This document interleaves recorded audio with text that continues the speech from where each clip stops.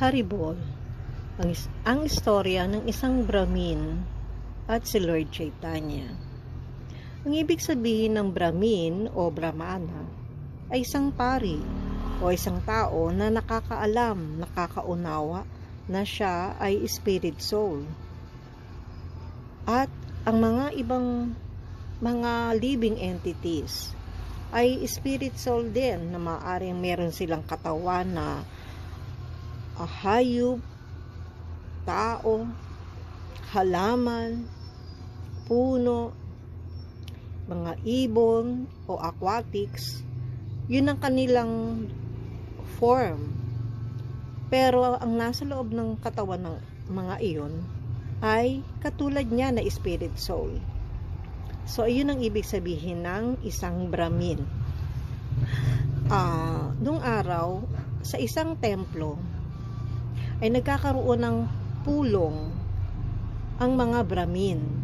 At doon, sila ay nagbabasa ng Bhagavad Gita o iba pang mga scriptures. Isa-isa silang bumabasa. Nang nagkaroon na ng pagkakataon na itong Brahmin na ito, na isang illiterate ang siyang magbabasa, nagtawanan ang iba pang mga Brahmana. Pinagtawanan siya dahil hindi niya mabigkas ng maigi ang mga mantras sa Bhagavad Gita o ang mga nakasulat sa Bhagavad Gita. Hindi niya masyado itong mabasa ng dire-diretso at hindi niya nauunawaan kung ano ang kanyang binabasa. Dahil nga siya ay kulang sa pinag-aralan. Ngunit sa kanyang pagbabasa ng Bhagavad Gita, napansin nila, lalo na nandoon pa si Lord Chaitanya, nakita niya na itong Brahmana na to ay umiiyak habang binabasa ang Bhagavad Gita. Nilapitan siya ni Lord Chaitanya at sabing ganon ay, bakit ka umiiyak? Umiiyak ka ba dahil tinatawanan ka ng mga iba pang mga nasa paligid mong tao? Ang sagot naman ng Brahmana, hindi po. Hindi po ako naiiyak dahil sa pinagtatawanan nila ako. Totoo naman po namang mga ko, sabi niya ganon. Ngunit sa pagkakatitig ko dito sa larawan, dito sa Bhagavad Gita, sa pagkakakita ko sa relasyon ni Krishna at ni Arjuna ay kakaiba at napakabait ni Krishna dahil kahit na siya pa ay ang Supreme Personality of Godhead, ay pumayag siya na maging charioteer ni Arjuna dahil si Arjuna ay isang mabuting kaibigan at devotee niya. Di ba't napakagandang katangian ni Krishna yon? Napakaganda ng kanilang relasyon. At kahit naman hindi ko mabigkas ng maigi ang mga nakasulat dito sa Bhagavad Gita, sinusunod ko lamang na lagi-lagi itong basahin dahil yun ang utos ng aking Gurudev. Sabing gano'n ng Brahmin. Tuwang-tuwa si Lord Chaitanya at niyakap niya ang Brahmana. Sabi niya ganon, ikaw ang tunay na devotee at ikaw ang tunay na nakakaintindi ng Bhagavad Gita. Sabi niya ganon. Nalulugod ako sa iyo. Sabi niya ganon. Niyakap siya ni Lord Chaitanya. Sabi niya ganon.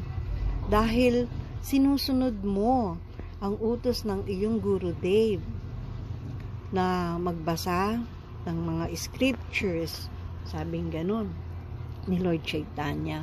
At yun ang connection mo kay Krishna.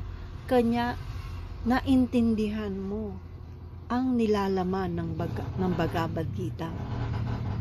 Hindi ang mataas na pinag-aralan, maraming medals o maraming trophy o maraming kayamanan ang kwalifikasyon para makapasok ka sa mundo ni Krishna, sa mundo ng spiritual world. Ang kinakailangan lamang ay ang kababaang loob, pagsunod sa bona fide spiritual master, sabi gano'n.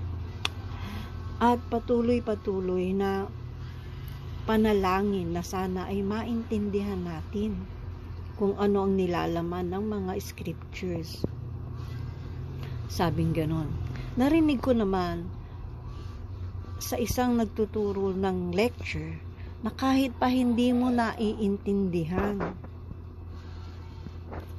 ang binabasa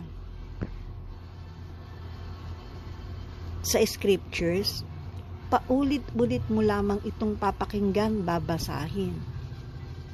Dahil unti-unti sa paglipas ng mga panahon, dahil sa iyong pag-chant, mapopurify ka at mahuhugasan ang iyong kaisipan at ang iyong puso. Maiintindihan mo rin ng paunti-unti ang revealed scriptures, ang mga nilalaman ng mga babasahing ito, ng banal na kasulatang ito. At marinig mo lamang ang mga pangalan ni Krishna, Rama, Govinda, Gopala, o kaya naman ay ang kanya mga devotee katulad ng mga Goswami, Raghunath, Lord Shiva o Lord Srinivas. Diba? Ito ay meron ng purifying effect para sa atin.